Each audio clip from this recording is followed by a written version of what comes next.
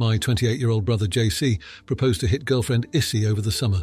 The background to this whole drama is that I plan a lot of parties, and earlier this year I planned the wedding of my boyfriend's sister and was a bridesmaid.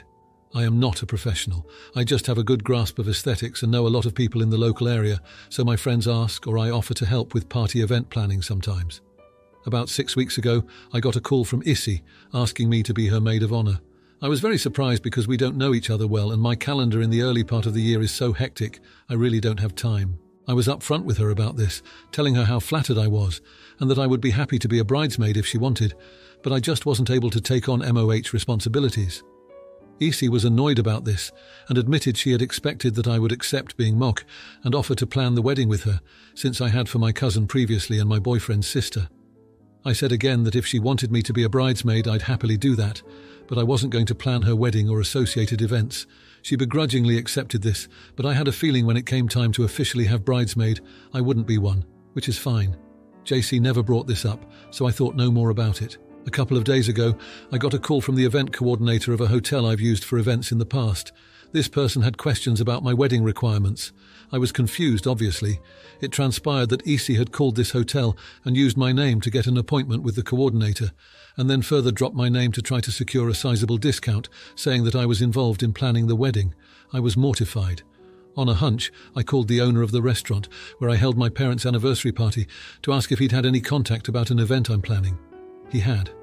Again, Issy had called about hosting a bridal shower, again asking for a discount based on my name. I called Issy and said she had the nerve to be touting my name around, embarrassing me in front of people I know and work with, all without my knowledge. We argued. Issy said it shouldn't have been a big deal to mention me, since I wouldn't help her, it's the least I could do, to which I said not, when you try to lowball my contacts and don't even ask me if I'm okay with you using me as a contact. The argument went on until I called her an entitled bridezilla and hung up. JC says I shouldn't have said that to her and just let the venues tell her no on their own, but I think it's nuts that she feels entitled to use my name and then run it through the mud with people who have really helped me in the past. Am I the idiot here? Now for a few comments before the update. Comment 1, not the idiot. That is bananas behaviour on her part. She and JC are acting like there is no harm or impact of this, but there is, and they are harassing the name you've built for yourself without your consent or involvement. The way you stood up for yourself was entirely reasonable and appropriate. Comment 2, not the idiot. It makes sense that you called Issy out for violating rules by using your name without your consent. Now for the update. A lot has happened since the last time I talked about the whole wedding planning incident with my brother JC's fiancée, Issy. After the whole argument about her using my name to try to get discounts at venues, things cooled down for a bit. I thought maybe we'd reached an understanding, but boy was I wrong. The next few weeks were a blur of passive-aggressive texts and awkward family dinners. Issy seemed to be on a mission to make me look bad in front of our family. She'd drop hints about how stressful wedding planning was without a maid of honor to help, and how she had to do everything on her own. It was clear she was trying to guilt me into stepping up, but I stood my ground. I had already told her I couldn't commit to that role, and I wasn't about to let her manipulative tactics change my mind. Things really came to a head when I found out that Issy had been talking to my friends behind my back. She'd been reaching out to them, asking if they could convince me to help with the wedding planning. My friends, knowing the situation, were quick to tell me about her attempts. I was furious. It felt like a major breach of trust, and it was clear that Issy was not going to let this go. I decided to confront Issy about it. I called her up and asked her point blank why she was involving my friends in our disagreement. She got defensive, saying that she just wanted a beautiful wedding and thought I could make that happen. She didn't seem to understand that it wasn't about the wedding. It was about respecting my boundaries and the fact that I had already said no. The conversation quickly escalated, and we both ended up saying things we probably shouldn't have. I told her that she was being completely unreasonable and that she couldn't just bully people into doing what she wanted. She accused me of being selfish and not caring about my brother's happiness. We ended the call on bad terms, and I was left feeling both angry and a little guilty. JC, caught in the middle of all this, tried to play peacemaker. He asked me to just let it go and help out for the sake of family harmony. I love my brother, but I felt like he wasn't seeing the whole picture. It wasn't just about the wedding, it was about Issy's disrespect and entitlement. I told him that I couldn't just brush everything under the rug and pretend like everything was fine. The tension between Issy and me started to affect other family relationships. My parents were getting stressed out by the constant bickering, and it was putting a strain on my relationship with JC. He was getting more and more frustrated with both of us, and I could tell it was taking a toll on him. Despite all the drama, the wedding planning continued. Issy managed to find a new maid of honor, a friend of hers who seemed all too eager to take on the role. I was relieved, thinking that maybe this would take the heat off me, but it only seemed to make things worse. Issy would make a point of talking about how amazing her new maid of honor was, clearly trying to make me feel bad for not taking on the role myself. As the wedding date got closer, the family was walking on eggshells around Issy and me. It was clear that this wasn't going to be resolved anytime soon. I was still a bridesmaid, but every fitting and meeting was filled with tension. Issy would barely speak to me, and when she did, it was usually to make some snide remark. The latest development came just a few days ago. I found out that Issy had been telling people that I was jealous of her, and that's why I wasn't helping with the wedding. It was such a ridiculous accusation that I couldn't help but laugh, but it also hurt. It felt like she was trying to turn everyone against me. Now, with the wedding only a month away, I'm dreading the thought of having to spend an entire day pretending to be happy for Issy when all I feel is frustration and resentment. I'm worried about how this is going to affect my relationship with JC in the long run. He's my brother, and I hate that we're at odds over this. I'm stuck between a rock and a hard place. I don't want to cause a scene at the wedding, but I also don't want to let Issy think that her behaviour is okay. It's a mess, and I have no idea how to fix it without making things worse.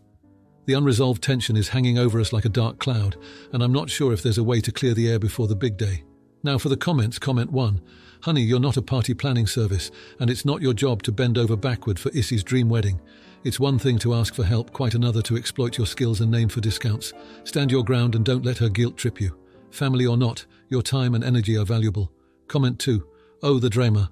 Look, you're not the wedding fairy here to sprinkle magic on Issy's big day. If she wants a discount, maybe she should try a coupon book, not your reputation. Keep your chin up and maybe invest in some popcorn for the next family gathering. It's going to be a show.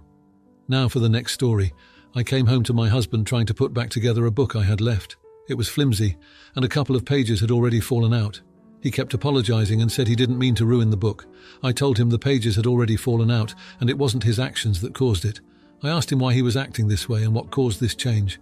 I'd always liked romance novels, but he only recently changed, after we moved into a studio from a 2-bedroom. He admitted he was annoyed that I spent so much time away from him with my romance novels. When he had a more demanding job and I was in my work-from-home office, he didn't actually see how much time I read. To him, it felt like I chose romance over him. He was the type to write love letters and do things for his partners, but after 2 ex-girlfriends cheated on him, he lost that part of himself. He said it was nice when we met because I didn't ask for romantic things, but the more he sees me engrossed in romance, the more he feels that I want romance, just not with him. He said that sometimes it felt like I didn't love him because we weren't the kiss good morning, say I love you every day kind of couple. He says I only say it back to him after he says I love you.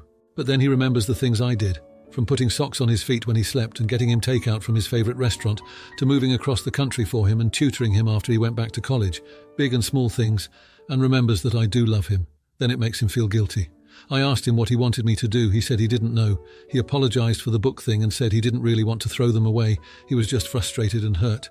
Original post, I love romance. To be clear, I don't enjoy self-inserts or wish fulfillment romance where I'm the target.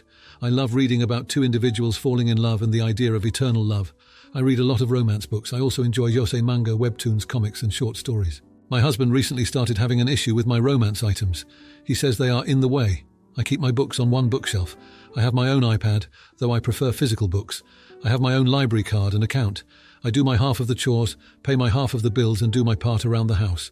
The romance books are not affecting his life in any way, but he hates them. He made a comment about throwing them out and having a fresh start. So I bought a small cabinet dresser with a lock on it from Amazon and locked up all of my novels. My husband tried opening the door of one and found out it was locked. Now he is upset and guilt-tripping me, saying that I don't trust him and that I care more about my romance novels than him. Assignments? Now for a few comments before the update. Comment 1. Not the idiot. Your husband shouldn't be thinking of throwing out things that belong to you, no matter what percentage of the bills either of you pay, especially without talking to you or getting your permission. And the fact that he knows that the cabinet is locked is a pretty damning sign that he was seriously thinking of following through with his threat, so you were right in not trusting him. Comment 2. Not the idiot. It feels like he is threatened by the romance novels in some way, which is definitely odd. He should probably consider some internal reflection as to why you reading romance novels bothers him so deeply. Now for the update. A lot has happened since the last time I talked about the situation with my husband and my romance novels. After our heart-to-heart, things started to shift in our tiny studio apartment. The air felt less tense, and we began to navigate our shared space with a new understanding of each other's feelings. In the days that followed, my husband made a conscious effort to show his interest in my hobbies. He asked me about the stories I was reading, and to my surprise, he even sat down with me one evening to listen as I read aloud from a particularly gripping chapter. His attention wasn't perfect. He'd occasionally get distracted by his phone, but the effort was there, and it meant the world to me. I, on the other hand, started to make small changes too. I made sure to carve out time during the day when I would put my books down and focus solely on us. We began to have our meals together without any distractions, talking about our day, sharing jokes, and discussing future plans. It was during one of these meals that he brought up the idea of setting up a little reading nook for me. He suggested that we could rearrange the furniture to create a cozy corner where I could keep my books and read without feeling like I was isolating myself from him. The gesture was touching, and it sparked a weekend project. We moved around our limited furniture, and with a bit of creativity, we managed to set up a small but inviting space by the window. He even installed a shelf that was just for my romance novels, so they were no longer in the way, but had their special place in our home. As we worked on this project together, we laughed and bickered playfully, a reminder of the early days of our relationship. It was during these moments that I realized how much I had missed this side of him, the side that enjoyed doing things for his partner. It was clear that he was trying to find his way back to being that person, and I was more than willing to encourage him. One evening after we had finished setting up the nook, he surprised me with a handwritten letter. It wasn't a grand love letter, but it was sweet and sincere. He wrote about how he appreciated the things I did for him, the socks on his feet, the takeout from his favorite restaurant, and how he recognized those as my expressions of love. He apologized for not seeing them for what they were before. This small act of writing a letter seemed to reignite something in him.